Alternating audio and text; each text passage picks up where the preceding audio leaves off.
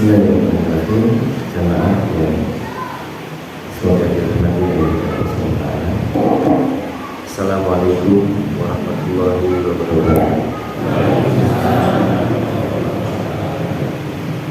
Alhamdulillah, alhamdulillahirabbil alamin. Alhamdulillahilladzi anzala ala abdihi kitab wa lam yaj'al lahu iwaja. Alhamdulillahilladzi anzala sakinata fi qulubil mu'minin.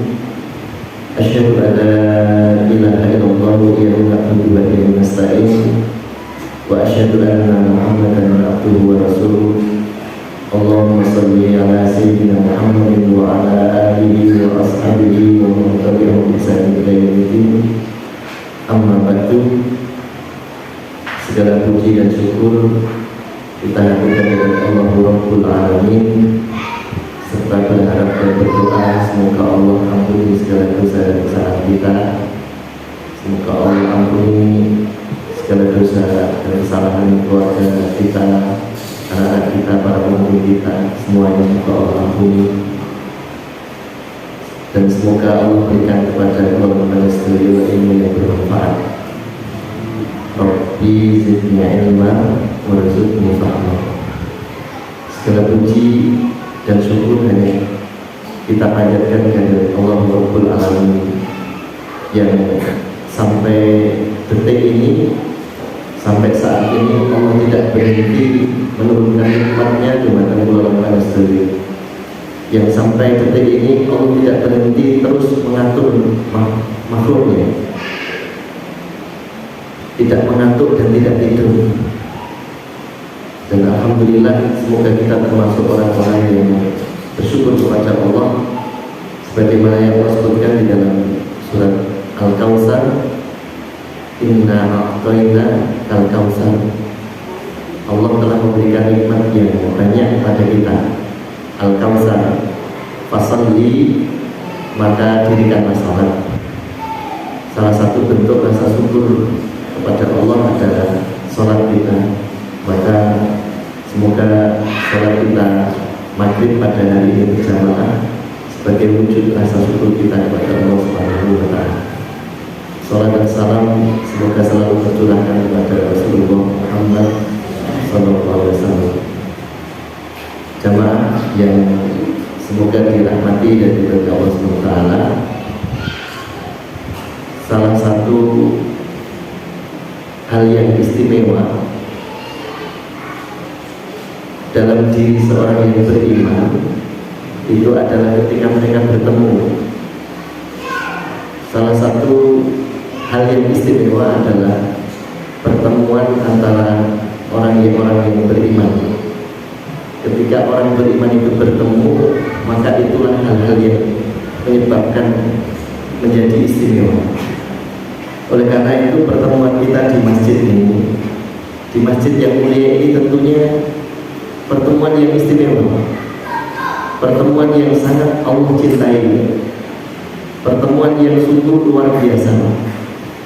Karena tidaklah dua orang berkumpul, dua orang beriman berkumpul, kecuali yang ketiga adalah Allah Subhanahu wa Ta'ala. Apalagi kalau kita berkumpulnya banyak. Maka banyak riwayat yang menjelaskan bahwa ketika kita berkumpul di masjid banyak keutamaannya. Sholat saja kalau sendiri sekian derajat, kalau berjamaah sekian derajat, luar biasa banyak. Ini menunjukkan bahwa orang beriman itu kalau berkumpul akan menjadi satu kekuatan yang dahsyat. Tidak hanya pada diri kita, tapi langit pun juga akan mencurahkan keberkahannya, dan bumi pun juga akan mengeluarkan keberkahannya.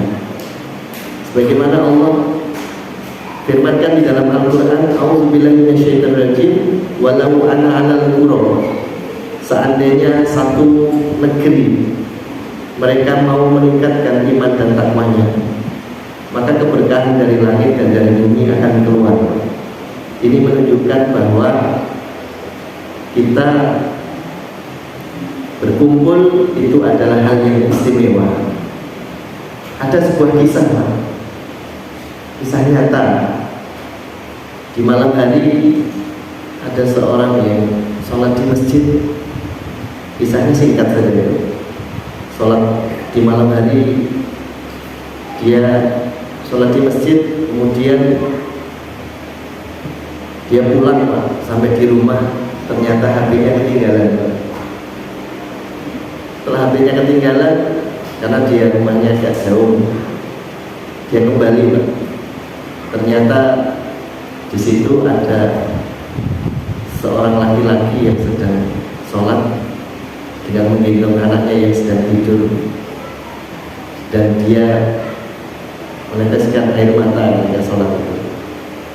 Dia sedang curhat sama Allah SWT di tengah malam. Ternyata pertemuan dia dengan orang yang berada di masjid itu bukan kebetulan. HP-nya ketinggalan di masjid itu bukan kebetulan. Singkat kisah, ditanya bapak-bapak itu, ditanya, "Bapak, ini siapa?" "Ini anak saya." "Bapak, kelihatannya ada masalah atau sedih, beban." Dia tidak mau cerita. Dia tidak mau cerita. Dia mengatakan, "Tidak ada apa-apa. Gak mungkin Bapak didesak terus Pak. Gak mungkin Bapak. Saya tadi HP saya ketinggalan di sini. Kemudian saya pulang. Ternyata Allah ingin mempertemukan saya dengan jenengan. Ini bukan kebetulan, pasti ini Allah menghendaki semuanya." Kemudian orang itu mengatakan lagi, tetap tidak ada apa-apa. Tapi kelihatan dia ingin menyampaikan, tapi agak malu. Singkatnya, didesak terus, akhirnya dia cerita. Dia cerita, sebetulnya saya mau cerita, tapi terpaksa saya sampaikan. "Mohon maaf, dari pagi tadi saya belum makan. Dari pagi tadi anak dan istri saya baru saya kasih beberapa suap nasi pagi tadi. Sampai sekarang saya belum makan. Saya malu mau minta sama makhluk. Maka saya datang ke masjid. Saya berharap menjadi tamu Allah, karena masjid itu adalah rumahnya Allah. Maka semoga Allah menjamu saya." Dan ternyata betul dia pertemukan dengan seorang laki-laki yang tadi hadir. Kemudian laki-laki itu mengatakan, "Alangkah zalimnya saya ketika masih ada saudara saya yang seperti ini. Alangkah zalimnya saya kalau mengganti cat masjid." Ya bukan berarti tidak boleh, tapi maksud kami adalah untuk memperhatikan saudara-saudara kita. Alangkah zalimnya saya mengganti karpet yang masih bagus ini dengan karpet yang bagus, sedangkan masih ada saudara yang perlu kita bantu. Maka pertemuan antara dua orang ini sungguh pertemuan yang istimewa dan Allah inginkan untuk saling membantu antara satu dengan yang lain. Maka kembali kepada apa yang kami sampaikan di awal tadi, bahwa Allah menciptakan kedua panjang sedaya itu bukan untuk hidup sendiri. Allah ciptakan kita untuk bersama-sama, untuk berkumpul, untuk membuat kebaikan. Karena kebaikan itu tidak mungkin diciptakan sendiri atau dengan beberapa orang, segelintir orang saja. Tapi kebaikan itu akan Allah berikan dengan banyak orang. Pamunten kita semuanya sampun paham pilih sapu lidi ini kok, sapu sodo ini kok. Manfaatnya sedikit kalau dia berdiri sendiri, tapi kalau dia bersama maka manfaatnya lebih banyak. Oleh karena itu di mimbar Jumat, khotib sering membaca satu ayat di dalam surat An-Nisa, ayat yang pertama. Khotib biasanya membaca ayat ini. A'udzubillahi minasyaitonirrajim. Ya ayyuhan nasu taqu rabbakumul ladzi khalaqakum min nafsin wahidah wa khalaqa minha zawjaha wa bassa minhuma rijalan katsiran wa nisaa wattaqullaha allati tasaaluna bihi wal arham innallaha kana 'alaikum raqiba. Ya ayuhan nas, hai manusia, takutlah kalian kepada Allah, bertakwalah kalian kepada Allah. Ya ayuhan nas, taqu rabbakumul ladzi, takutlah kalian kepada Allah, bertakwalah kalian kepada Allah alladzi khalaqakum min nafsin wahidah, yang telah menciptakan kalian dari diri yang satu. Dan ini tidak titik, tapi berlanjut. Wa khalaqa minha zawjaha, kemudian Allah menciptakan pasangannya. Jadi setelah diri yang satu, kemudian diciptakan pasangannya. Kemudian dari pasangan itu Allah membiarkan laki-laki dan perempuan katsiran wa nisaa, laki-laki dan perempuan yang begitu banyak. Apa tujuan dari Allah ciptakan semuanya yang begitu banyak? Allah ingin jadikan bulan panjenengan arham untuk saling mengenal, untuk saling menyambung tali silaturahim. Innallaha kana 'alaikum raqiba, ditutup dengan kalimat sesungguhnya Allah menjaga dan mengawasi kalian semuanya. Sesungguhnya Allah menjaga dan mengawasi bulan panjenengan sedaya, diawasi oleh Allah Subhanahu wa taala. Maka sudah menjadi kehendak Allah, sudah menjadi sunatullah bahwa bulan panjenengan itu diciptakan bersama-sama. Untuk apa, Pak? Lita'arufu, untuk saling mengenal satu dengan yang lain, untuk saling Pak? Bersilaturahim. Napa meneh bulan panjenengan di zaman seperti ini. Di zaman yang saat ini nyarani zaman apa, Pak? Jangan nyarani zaman apa, Pak? Zaman edan nih. Edan apa betul, Pak? Mungkin, Pak. Wong ngumpul bareng nih. Sing cedak betul dijak ngobrol, Pak. Sing ngatur malah dijak ngobrol. Soalnya apa, Pak? Nyekel HP. Ini betul, Pak. Wong limo ngobrol, Pak. Rondo. Iku sunyi, Pak. Betul ada sing ngobrol. Sing dijak ngobrol malah sing atur, Pak. Jadi kabeh beanan karo sing atur. Sing cedak malah betul dijak ngobrol. Itu diarani zaman apa, Pak? Dan terus bulan panjenengan dianjurkan oleh Allah Subhanahu wa taala untuk saling tetap menyambung silaturahim, untuk menyambung ukhuwah, untuk menyambung persaudaraan. Karena dengan bersaudara, dengan berhubungan, dengan berjamaah bareng-bareng, maka kebaikan insya Allah akan banyak kita dapatkan. Allah Subhanahu wa taala berfirman di dalam surat An-Nahl ayat yang ke-90. A'udzu billahi minasyaitonir rajim. Innallaha ya'muru bil adli wal ihsan wa idil qurba wa yanha 'anil fahsya'i wal munkar wal baghi ya'idukum la'allakum tadhakkarun. Dalam surat An-Nahl ayat 90, sesungguhnya Allah menyuruh kalian berlaku adil, berbuat kebaikan, membantu kaum kerabat, memberi kepada kaum kerabat, saling membantu satu sama yang lain. Allah melarang dari perbuatan keji dan mungkar, dan Allah melarang dari permusuhan. Di dalam silaturahim, di dalam pengelolaan panjenengan berhubungan dengan satu dengan yang lain, maka Allah menyuruh pengelolaan panjenengan untuk berbuat adil. Yang pertama, berbuat adil. Kalau pengelolaan panjenengan berbuat adil dalam bersilaturahim, dalam berjamaah, maka insya Allah perasaan akan dijaga, ketenangan akan dijaga. Karena salah satu kerusakan atau silaturahim atau hubungan yang merusak hubungan adalah ketika keadilan sudah tidak ditegakkan. Apalagi seorang pemimpin Seorang pemimpin kalau tidak bisa menegakkan keadilan, maka akan muncul banyak keresahan, muncul banyak ketidaktenangan. Maka Allah perintahkan yang pertama adalah adil. Adil itu pengertiannya mungkin banyak sekali. Adil itu tidak memihak satu dengan yang lain. Adil itu tidak berat sebelah.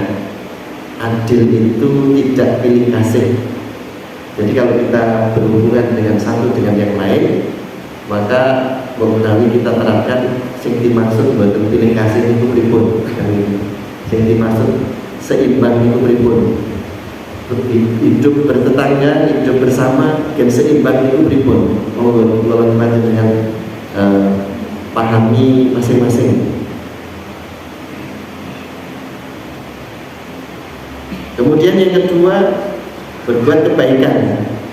Lain orang panjenengan sudah bersama-sama untuk menjaga silaturahim, untuk menjaga hubungan antara yang satu dengan yang lain, itu banyak berbuat kebaikan dalam bentuk apapun. Kebaikan itu dalam bentuk apapun, walaupun hanya sekedar saling sapa menyapa, saling memberi salam. Banyak kebaikan Pak yang kita peroleh ketika kelola panjenengan bersama-sama. Kewajiban muslim yang satu dengan yang lain, ya, ada beberapa. Kalau bertemu saling salam sapa, saling menjenguk jika sakit, menghadiri undangan, kemudian berbagi sedekah, infak, sedekah dan sebagainya. Banyak sekali kebaikan. Kemudian yang selanjutnya adalah memberi kepada kaum kekerabat, yang tadi saling memberi satu dengan yang lain, saling menolong satu dengan yang lain. Sebagaimana orang yang tadi di dalam masjid, dia malu kalau meminta-minta malu, maka sungguh keimanan yang berada di dalam dirinya luar biasa. Dia datang ke masjid karena dia punya keyakinan masjid itu rumahnya Allah. Kalau saya datang ke rumahnya makhluk, mungkin dia dikasih Pak.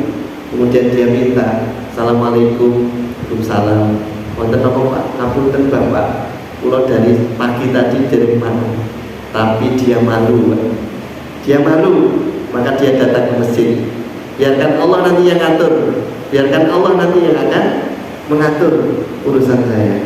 Dia kemudian sujud, wasta'inu bisabri wassalah. Jika kalian menemukan urusan, mendapatkan satu urusan, wasta'inu, minta tolonglah kepada Allah dengan sabar, untuk tidak minta-minta, dan dirikanlah sholat.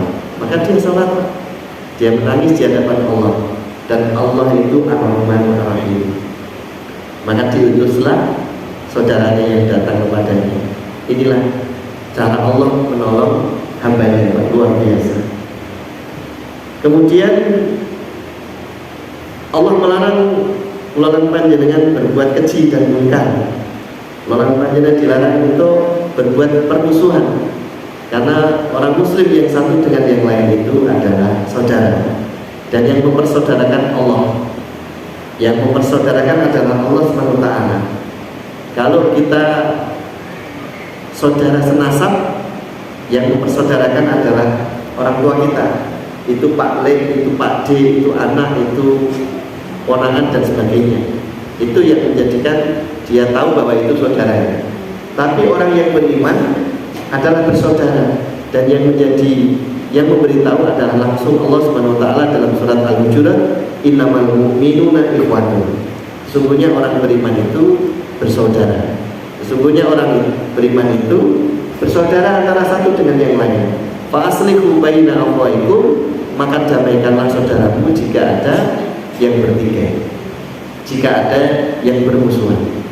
Karena saudara tidak mungkin bermusuhan, karena sekali lagi kebaikan tidak akan pernah diperoleh kecuali dengan bersama-sama.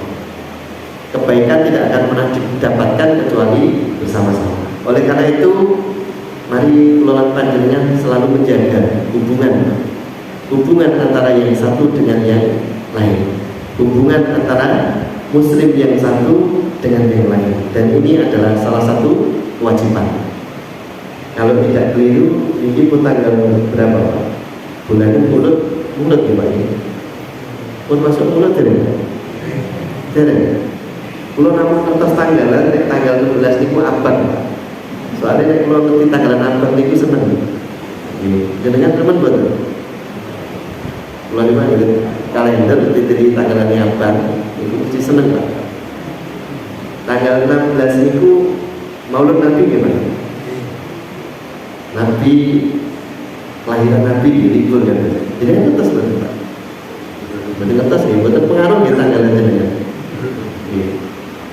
Niku kalau tidak keliru kelahiran Rasulullah SAW.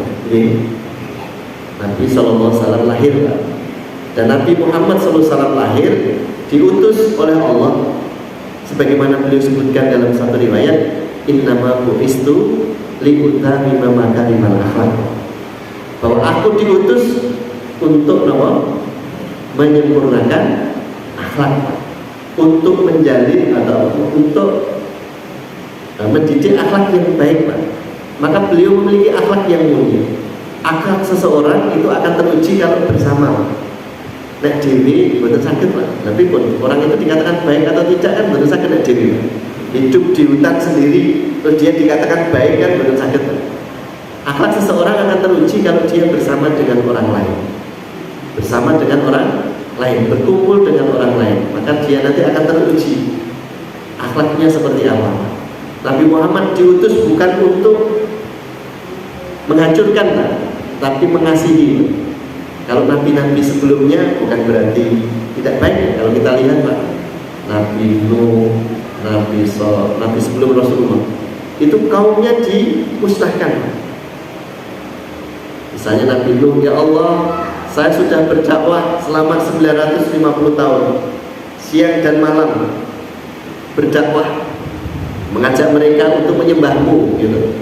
950 tahun. Tapi ketika Nabi Nuh mendatangi mereka, mereka memasukkan jari telunjuknya ke telinganya. Boten purun rumah. Maka diserahkan kepada Allah.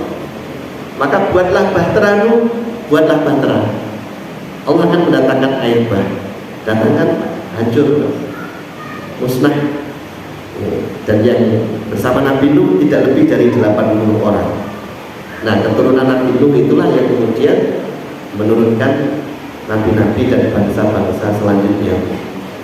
Jadi kalau selanjutnya Nabi Muhammad itu nanti kalau ditelusuri keturunan dari 3 anak Nabi Nuh itu.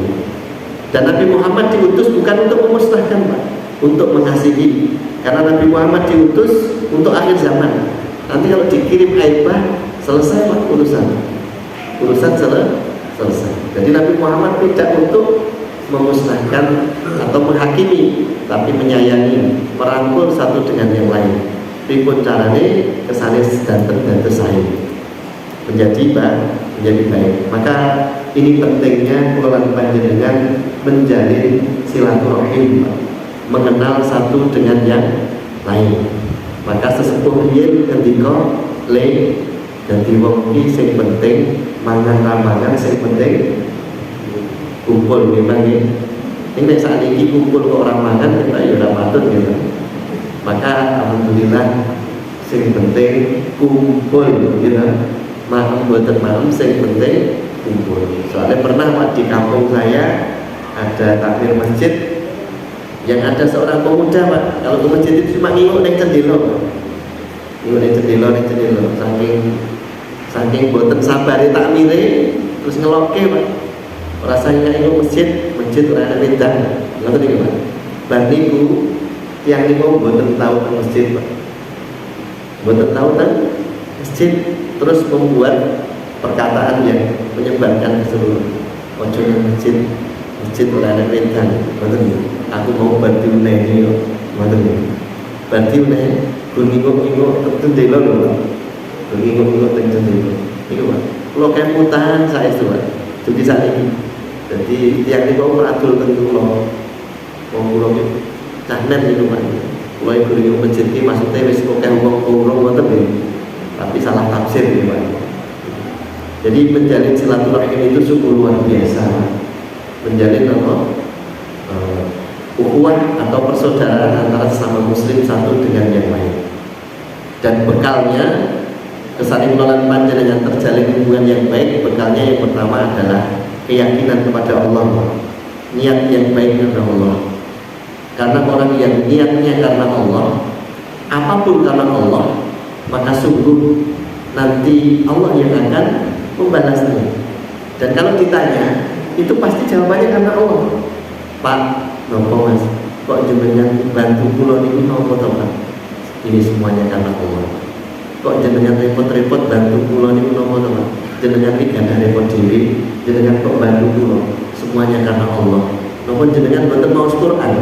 Muslim yang satu ba'duhu ba'du menjadi penolong bagi yang lain. Napa jenengan boten maos Quran? Surat Al-Maidah ayat 2. Wa ta'awanu 'alal birri wat taqwa wa la ta'awanu 'alal ismi wal 'udwan. Tolong menolong kalian dalam kebaikan dan takwa, dan jangan tolong menolong dalam keburukan. Allah ketika mengatakan, dan Allah juga mengatakan Allah akan tetap menolong hambanya selama hamba itu mau menolong saudaranya.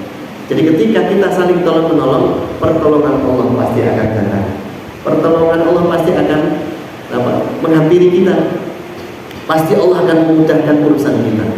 Bapak Ibu yang dirahmati Allah, seberapa kuat jenengan menjaga harta jenengan, seberapa kuat jenengan menjaga kesehatan jenengan, seberapa kuat jenengan menjaga keluarga jenengan dari keburukan, seberapa kuat jenengan menjaga apa yang Anda miliki, Pak. Tidak kuat, Pak. Maka yakinlah dengan apa yang disampaikan oleh Rasulullah SAW kepada seorang anak kecil yang pernah kami sampaikan. Dia membonceng di belakangnya, dia sampaikan, ihfadillah yahfazuk. Wahai anak muda, jagalah Allah, maka Allah akan menjagamu. Jagalah Allah, maka Allah akan menjaga kesehatanmu. Jagalah Allah, Allah akan menjaga anak istrimu. Jagalah Allah, maka Allah akan menjaga keluargamu. Jagalah Allah, maka Allah akan menjaga hartamu. Jagalah Allah, maka Allah akan menjagamu. Kalau minta-mintalah kepada Allah. Ini nasihat Rasulullah kepada anak kecil yang sungguh luar biasa. Jagalah Allah. Apa makna menjaga Allah? Menjaga hak Allah, menjaga syariat. Salah satunya adalah menjaga sholat. Kalau kita mau menjaga sholat, berarti menjaga cara sholatnya, mulai dari wudhu, menggunakan pakaian yang terbaik, kemudian menjaga waktunya, menjaga syariat-syariat yang ada di dalamnya, maka sungguh Allah akan menjaga kita, menjaga kita. Seorang ulama mengatakan, anak orang tua yang soleh itu akan memberikan efek positif kepada anaknya, bahwa positif pada anak-anak. Nanti anaknya akan dijaga oleh Allah Subhanahu wa Ta'ala. Kesolehan bapak itu akan berimbas kepada generasi-generasi selanjutnya atau anak cucu mereka.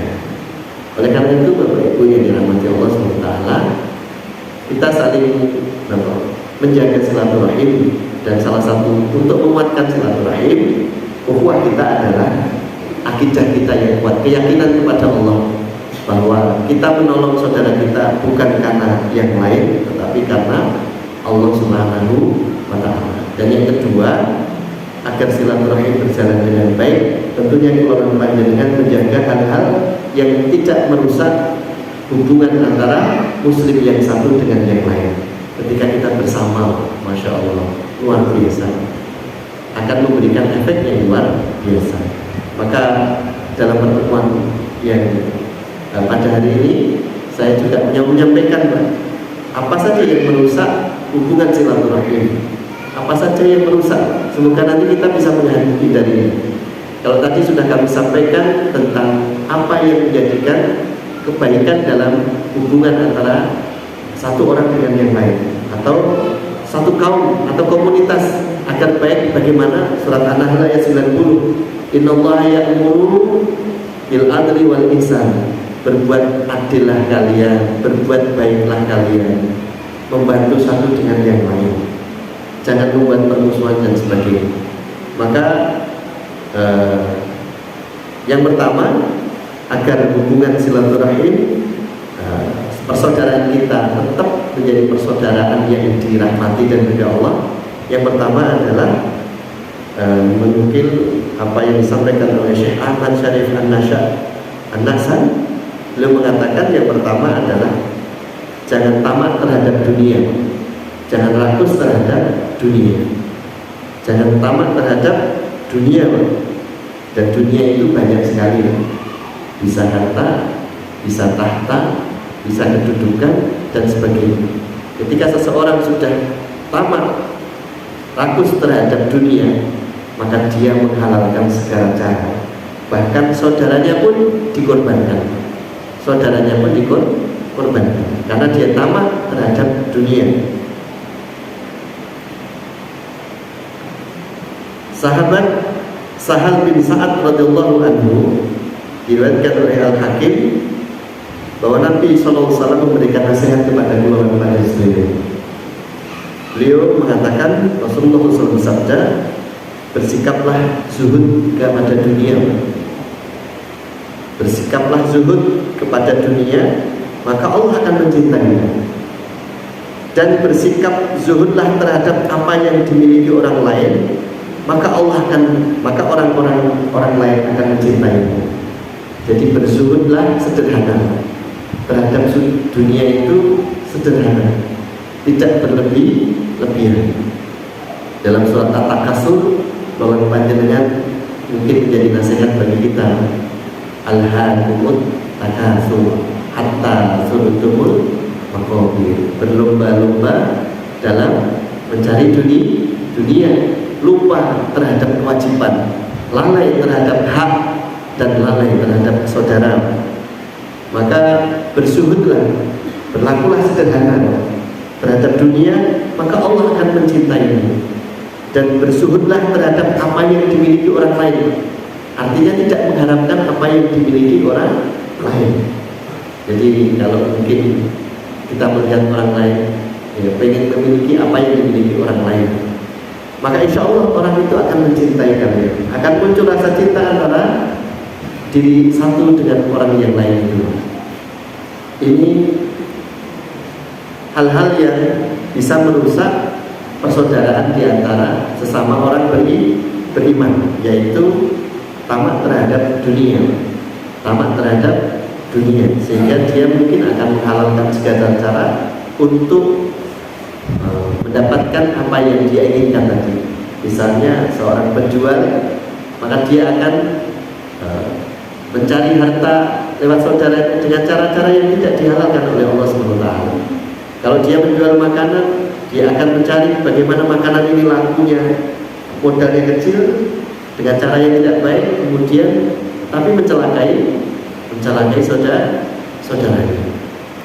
Mungkin banyak berita yang terjadi di televisi, mungkin banyak anak kecil yang sudah cuci darah, gitu. Ya Allah, kita nggak tahu. Tapi salah satunya, kalau kita melihat kebiasaan mereka, terutama di sekolah saya, di Satap Jatiroto 3 di Bergolo, anak itu yang saya amati, pagi minum ale-ale dan power F, istirahat power F, ale-ale lagi, nanti pulang masih power F dan ale-ale lagi, nanti belum pulang lagi jajan di rumah. Bahkan beberapa tahun yang lalu ada alumni yang sudah bekerja di Jakarta juga meninggal gara-gara gagal ginjal. Jadi ini kenapa salah satunya? Karena makanan, yang atau minuman, Maka saya nasihati sama anak, tolong minumnya yang sehat ya, Nah, sama juga ya boleh minum, tapi jangan terus-terusan. Pagi istirahat, siang 3 kali power F, ale-ale, power F, ale-ale. Ya boleh monggo. Mungkin sih gak ada warung, berusaha dibuat di ale-ale. Terus di video dibuat. Maksud kami yang diimbangi oleh air yang sehat. Maksud kami tidak terus-terusan begitu. Nek sakit dia memproduksi air sendiri, jamaah takwa, minuman takwa, betul ya Pak? Sing sehat.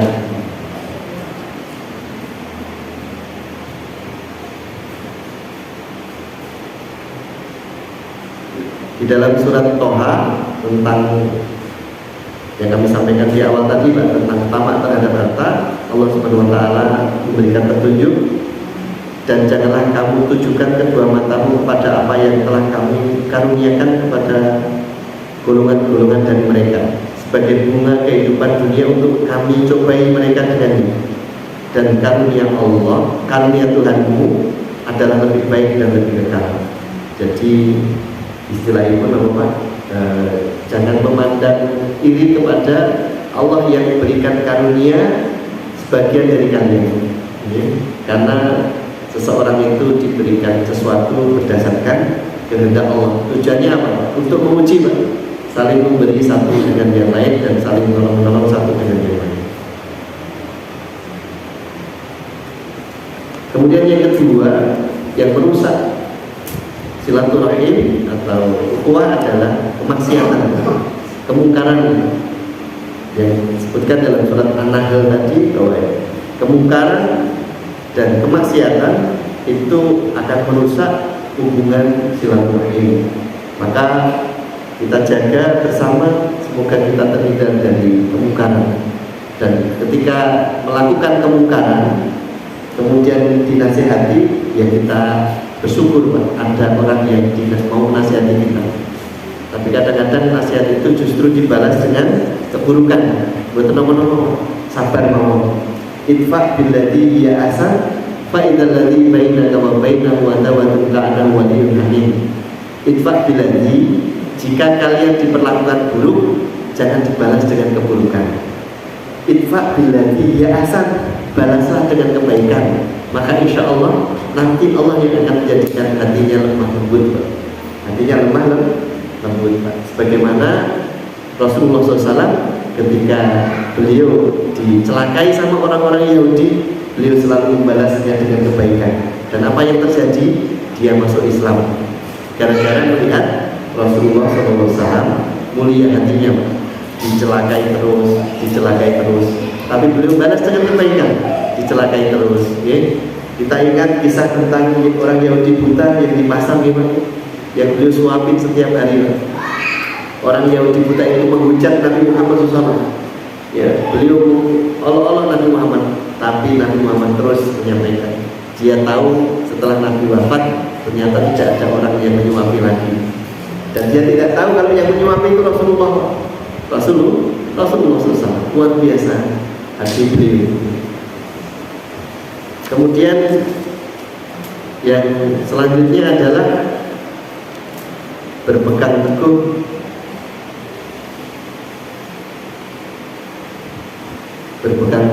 terhadap adab berbicara yang baik, karena salah satu yang merusak hubungan antara satu orang dengan orang yang lain, hubungan silaturahim, adalah berbicara dengan adab yang tidak baik.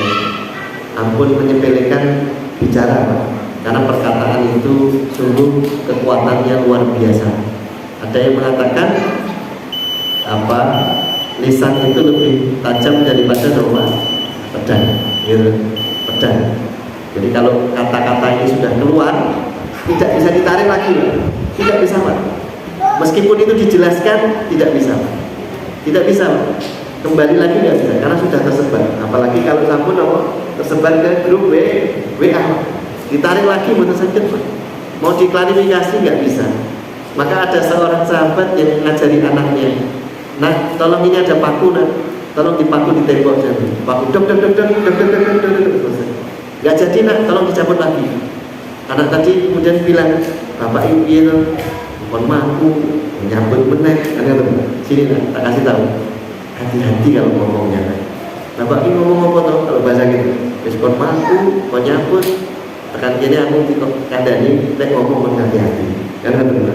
Nah hati-hati kalau bicara yang baik, yang sopan. Kenapa? Lihat, paku itu kamu tancapkan di tembok, kemudian kamu tarik lagi.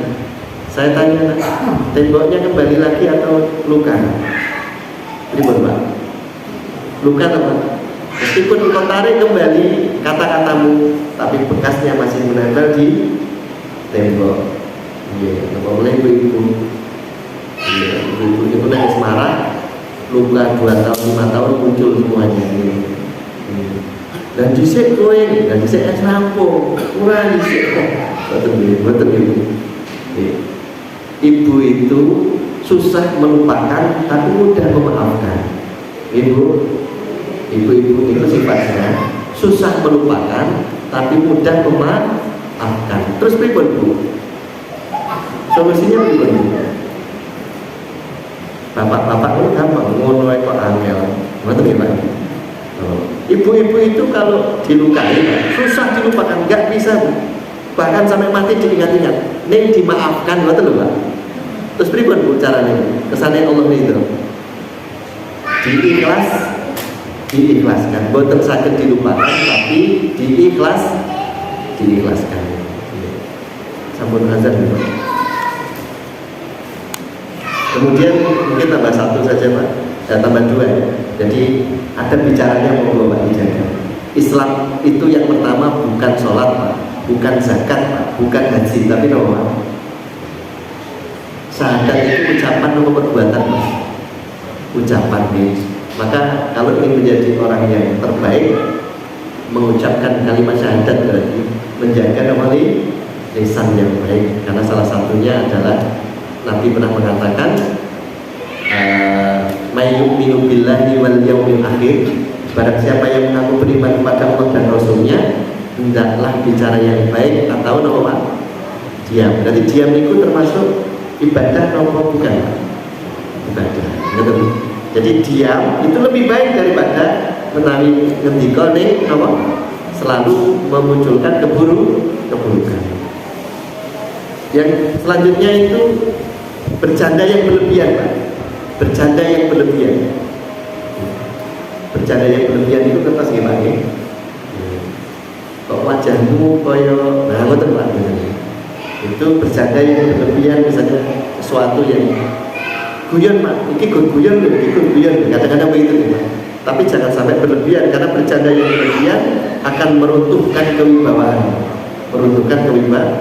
Yang terakhir, hilangkan perdebatan. Karena setelah ada petunjuk yang nyata, petunjuk yang jelas, maka semuanya kembalikan kepada Allah dan Rasul. Hindari perdebatan, karena perdebatan itu tidak akan membawa kebaikan kecuali berdebatnya ahli ilmu. Kalau berdebatnya ahli ilmu itu pasti membawa kebaikan, tapi berdebatnya orang yang bodoh itu pasti membawa keburukan. Jadi orang bodoh sama orang bodoh berdebat. Orang sholat dulu ke urut rakaat, ya mau salah rakaat ya. Jadi dua orang ini nggak tahu Pak, sholat dulu itu berapa rakaat. Siji ngomong rakaat, siji ngomong salah rakaat. Ibadah atas ilmu ya semua. Alhamdulillah ini. Jadi bukan kita dihindarkan dari perdebatan yang membawa perpecahan. Firman Tuhan mungkin itu yang kami sampaikan. Semoga menjadi nasihat bagi saya pribadi dan jamaah sekalian. Dan mari kita jaga ukhuwah kita yang terbaik. Kalau ada gesekan itu wajar Pak, tapi selesaikan dengan cara yang terbaik, karena Allah Maha Rahman dan Maha Rahim. Allah innallaha kana 'alaikum raqiba. Allah menjaga dan mengawasi kita semuanya. Allah menjaga dan mengawasi kita semuanya. Siapa yang menjalin silaturahim, Allah akan berkahi hartanya, Allah akan tambahkan rezeki, Allah akan panjangkan umurnya, dan masih banyak karunia yang Allah berikan bagi orang yang menjaga persaudaraan di antara orang-orang yang beriman. Semoga Allah persaudarakan kita di dunia dan di akhirat, dan semoga Allah jadikan kita nanti bersama-sama bersaudara dan berkumpul bersama di surga Firdausnya Allah Subhanahu wa taala. Mohon maaf kurang lebihnya. Subhanallah wa bihamdihi asyhadu an la ilaha illa anta astaghfiruka wa atubu ilaik. Wa akhiru da'wana alhamdulillahi rabbil alamin. Assalamualaikum warahmatullahi wabarakatuh.